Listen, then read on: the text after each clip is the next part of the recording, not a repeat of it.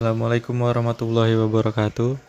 Nama saya Esan Akbar dengan NIM 121210140. Di video ini saya akan menjelaskan tentang percobaan 12, yaitu pengukuran kadar gula dengan indeks bias menggunakan refraktometer.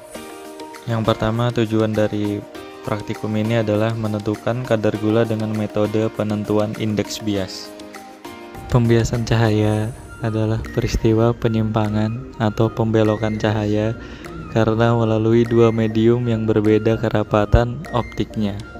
Indeks bias sendiri adalah perbandingan cahaya dalam udara dengan kecepatan cahaya dalam zat tersebut.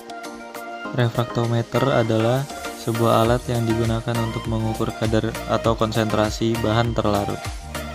Refraktometer yang digunakan sebelumnya dikalibrasi dengan menggunakan larutan tak berkonsentrasi, yaitu Aquades, sehingga menunjukkan angka 0,0 pada skalanya. Kemudian dapat digunakan untuk mengukur indeks bias larutan yang spesifik.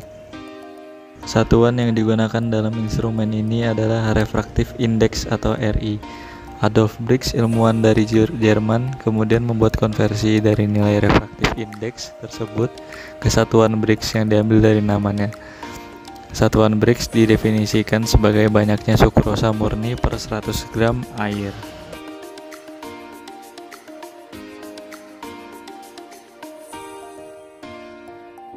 Untuk alat yang digunakan pada praktikum ini adalah gelas beker, Erlenmeyer, cawan Petri, refraktometer, labu ukur, serta pipet tetes.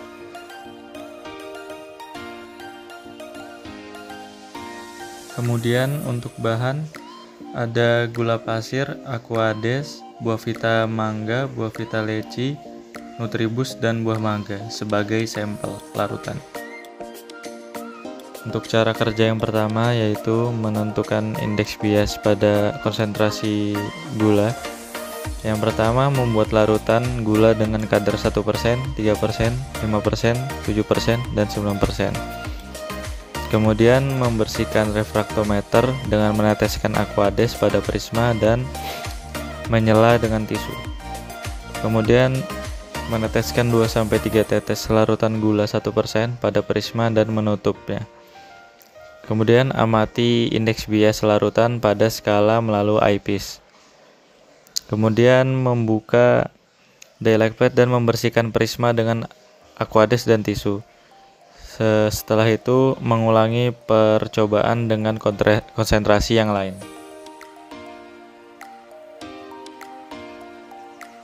Pertama, menimbang gula pasir pada neraca analitik sebesar 1 gram.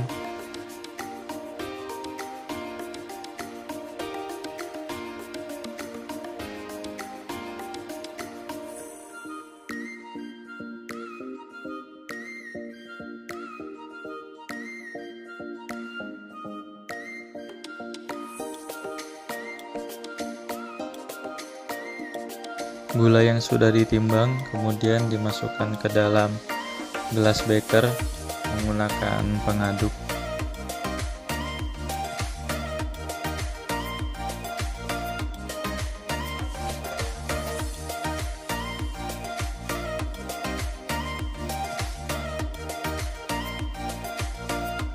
Setelah dimasukkan dalam gelas beker, kemudian gula ditambahkan Aquades ke dalamnya, kemudian aduk kedua zat tersebut agar gula dapat larut sempurna dalam Aquades tersebut.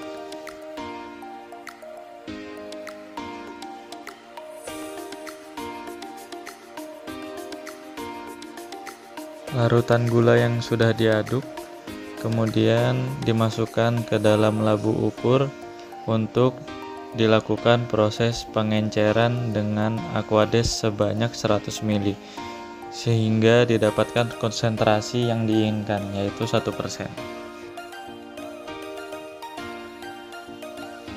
Kemudian larutan digojok dengan sempurna hingga larutan tersebut dapat tercampur dan dapat terencerkan sebanyak 100 ml. Larutan yang sudah melakukan proses pengenceran kemudian diambil dengan pipet tetes, kemudian diteteskan ke prisma pada refraktometer. Setelah diteteskan, tutup prisma dengan delek plate, kemudian amati hasil indeks bias pada skala refraktometer.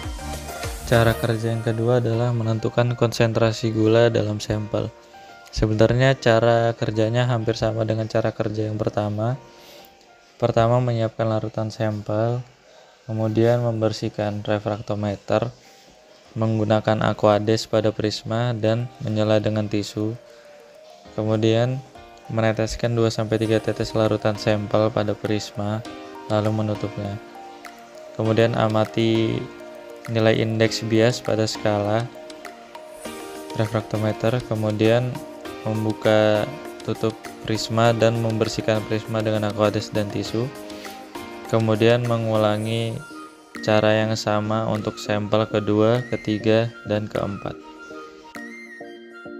Sampel 1 yaitu buah vita leci.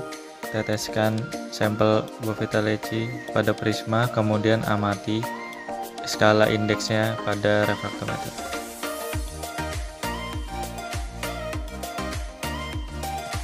Sampel yang kedua adalah buah vita mangga. Caranya juga sama dengan yang pertama. Ambil beberapa sampel dengan menggunakan pipet tetes, kemudian teteskan pada prisma, lalu tutup prisma dengan tutupnya. Kemudian amati skala indeks bias pada refraktometer. Sampel 3 yaitu nutribus. Karena larutan tersebut terlalu pekat dan sulit dibaca pada refraktometer, maka dilakukan pengenceran pada larutan tersebut agar mudah teridentifikasi pada refraktometer.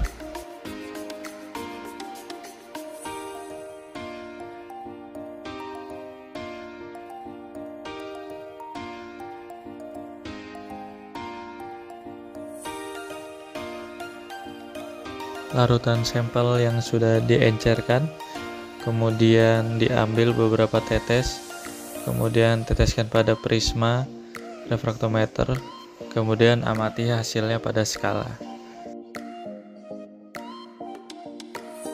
Kemudian sampel yang keempat adalah buah mangga. Pertama, ambil beberapa sampel daging buah mangga ke dalam gelas untuk dilarutkan ekstraksi buah mangga. Kemudian larutkan mangga dengan etanol.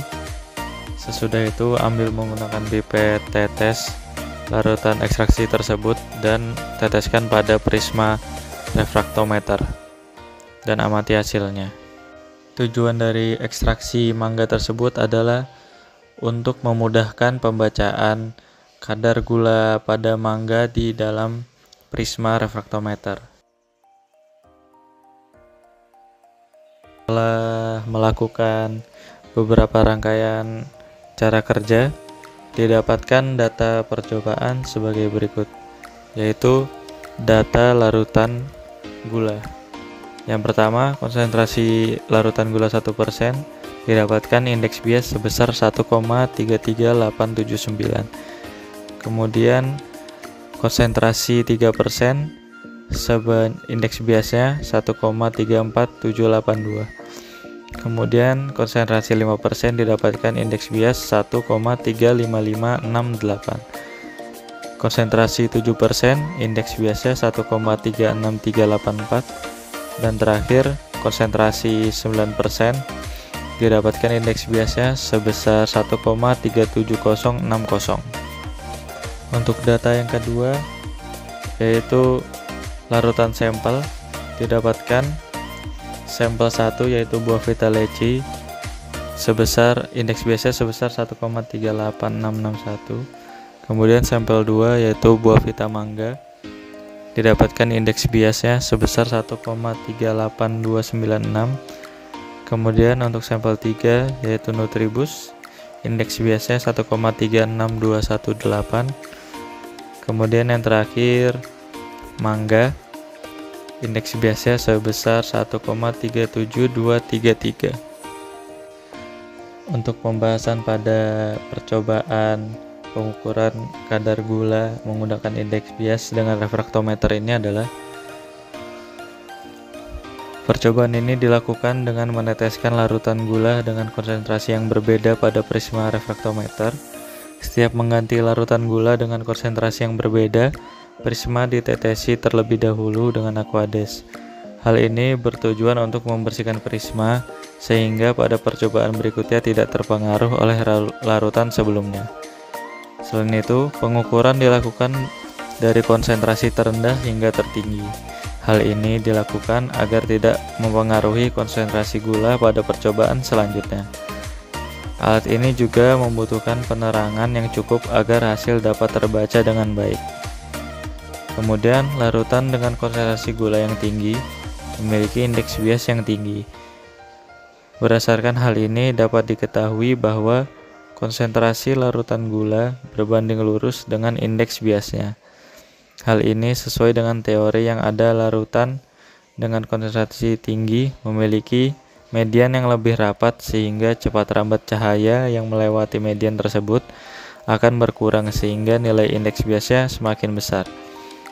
Dengan mengukur nilai indeks bias larutan, gula 1%, 3%, 5%, 7%, dan 9%, dapat dibuat persamaan linear yaitu Y sama dengan 0,00392X tambah 1,335436 dengan persentase kesalahan sebesar 0,032%.